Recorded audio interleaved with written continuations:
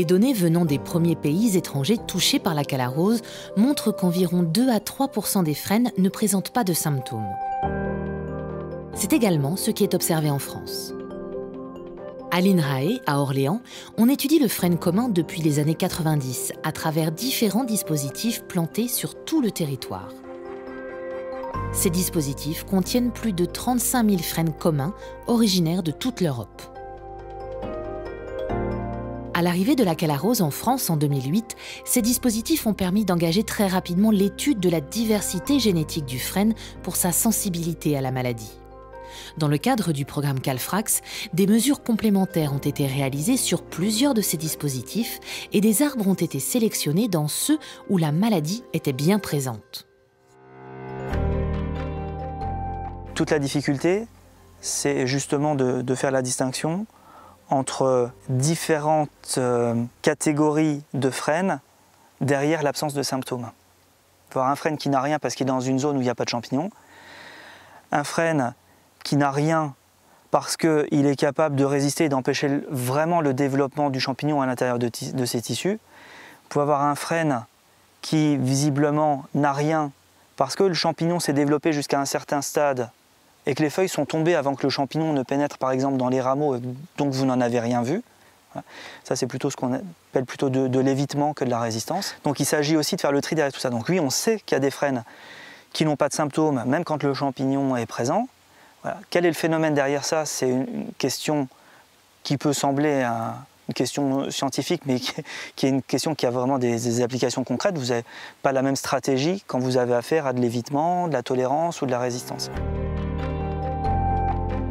Des spécimens tolérants ont été identifiés dans les dispositifs INRAE, mais aussi en peuplement naturel par le département de la santé des forêts, en lien avec les gestionnaires locaux.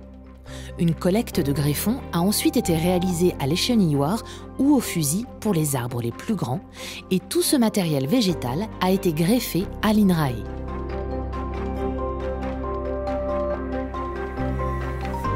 L'étape de vérification, elle nécessite déjà de multiplier ces arbres pour en avoir plusieurs copies, pour pouvoir les tester en plusieurs exemplaires et si possible en divers endroits. Parce que le comportement d'un arbre vis-à-vis de la calarrhose, il peut être aussi fonction du climat. Il y a toujours une part de génétique et une part d'environnement.